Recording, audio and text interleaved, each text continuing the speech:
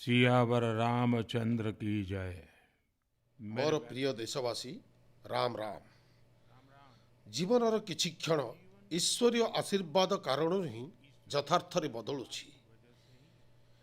आज आमे सबु भारतीयंक पई सारा दुनिया रे थिबा राम भक्तंक पई एभली एक पवित्र अवसर। सबुआडे प्रभु श्री रामंक भक्तिर अद्भुत वातावरण।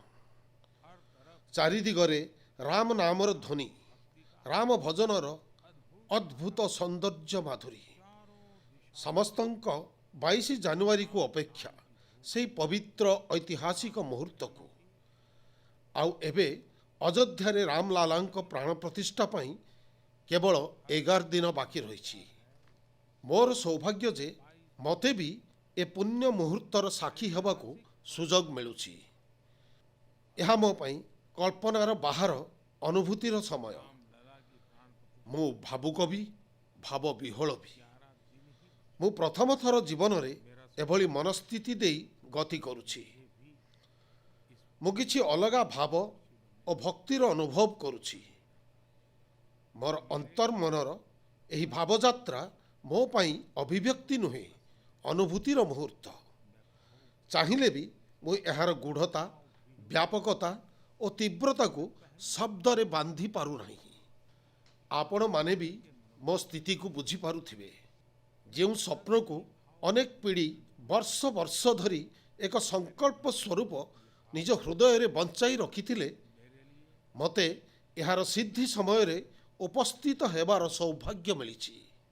प्रभु मते समस्त भारतवासी प्रतिनिधित्व करिबा निमित्त पठाइछन्ति। निमित्त मात्रम भवसव्य साचिन। यह बहुत बड़ दायित्व। आम शास्त्र रे भी कहा जाइछि, आमको ईश्वरंक यज्ञ पई, आराधना पई निज भितरे भी दैवी चेतना जाग्रत करने को पड़ी थाए। एथिपाई शास्त्र रे व्रत और कठोर नियम वर्णित होइछि, जहाँ प्राण प्रतिष्ठा पूर्वर पालन करने को पड़ी थाए। एथिपाई आध्यात्मिक यात्रार किछि तपस्वी आत्मा और महापुरुषों ठारू मते जो दिग्दर्शन मिलिछि, सेमाने जो कठोर नियम बुझाइछन्ति, ता अनुसारे मु आजि ठारू 11 दिनिया विशेष यज्ञ आरंभ करुछि।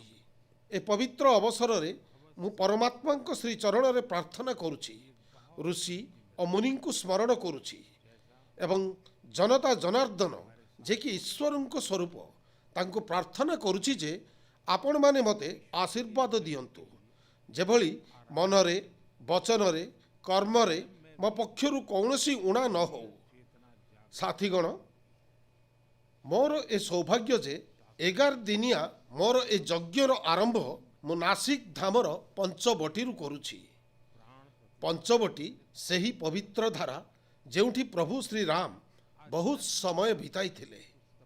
आउ आजी मो पई एक सुखद संजोग एहा भी जे आजी स्वामी विवेकानंदक पवित्र जन्मतिथि।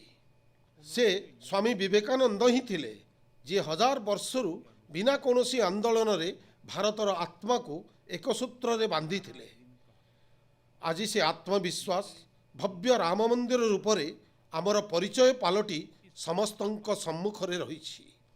एवं आउ एक संजोग देखंतु, आज माता जिजाबाईंक भी जन्म दिवस। माता जिजाबाई जे छत्रपति शिवाजी महाराज रूप रे एक महामानव को जन्म देइथिले। आज आमे आम भारत को जो अक्षुण्ण रूप रे देखुचु, एथिरे माता जिजाबाई को बहुत बड़ अवदान रही। आउ साथीगण, जेतेबेले माता जिजाबाई को स्मरण करुछि, सेतेबेले मते मो माँ विषय मने पड़िबा एक स्वाभाविक कथा। मो माँ जीवनर शेष पर्यंत माला जप करी सीता रामंक नाम ही भजुथिले।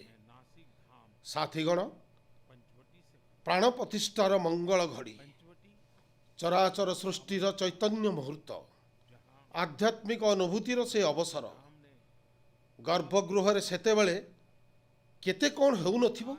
साथीगण, शरीर रूप रे मु तो से पवित्र मुहूर्तर साक्षी हेबी ही, किंतु मो मनरे, मो हृदयर प्रत्येक स्पंदन रे 140 कोटी भारतीय मो सांगरे थिबे। आपण माने मो सांगरे थिबे। समस्त रामभक्त मो सांगरे थिबे। आउ से चैतन्य मुहूर्त आम समस्तंक भागीदारी अनुभूति हब। मु मो सहित राम मंदिर पाई निज जीवन को समर्पी देइथिबा अगणित व्यक्तित्व प्रेरणा साथी रे नहीं जीवी। त्याग और तपस्यार से मुहूर्त गुड़िक 500 वर्षर धैर्य, दीर्घ धैर्यर से समय, अगणित त्याग और तपस्यार घटना गुड़िक, दानी और बलिदानी गाथा गुड़िक।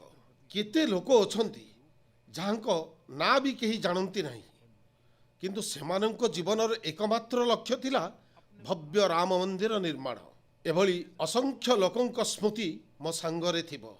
जेतेबेले 140 कोटी देशवासी से मुहूर्त रे मो संगे जोड़ी हेबे, और जेतेबेले मु आपणक शक्ति को साथी रे नहीं गर्भगृह मध्य को प्रवेश करी, सेतेबेले मते भी अनुभव हब जे मु एका नहीं, आपण समस्ते मो साथी रे अछंती। साथीगण, ए 11 दिन व्यक्तिगत रूपे मो पाई कठोर नियम तो रही ही, किंतु मो भावना विश्व रे आपण समस्ते समाहित थिबे। मोर प्रार्थना जे आपण माने समस्ते अंतरर सह मो संगे जोड़ी होई रहंतु। राम लालांक पाद पद्म रे मु आपणक भावना को भी सेई भाव रे अर्पण करिबी जेउ भाव मो मन रे प्रवाहित होउथुबो। साथीगण, आमे समस्ते सत्य को जानिछे जे ईश्वर निराकार, किंतु ईश्वर साकार रूप रे भी आध्यात्मिक यात्रा को शक्ति प्रदान करिथांती। जनता जनार्दन ईश्वर स्वरूप यह मु स्वयं देखिछि, अनुभव करिछि।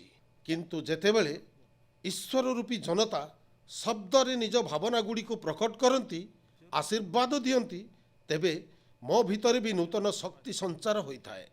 आज मते आपणक आशीर्वादर आवश्यकता रही। सेथिपाई मो प्रार्थना जे शब्द रे लिखित रूपे निज भावना गुड़ी को निश्चय प्रकट करंतु, मते अवश्य आशीर्वाद दियंतु। आपणक आशीर्वादर एक एक शब्द मो पाई शब्द नुहे, मंत्र। मंत्र शक्ति रूपे यह अवश्य कार्य करिवो। आपण आपणक शब्द को, आपणक भावना को नमो आप माध्यम रे सीधा मो पर्यंत पहुंचाई पारिबे।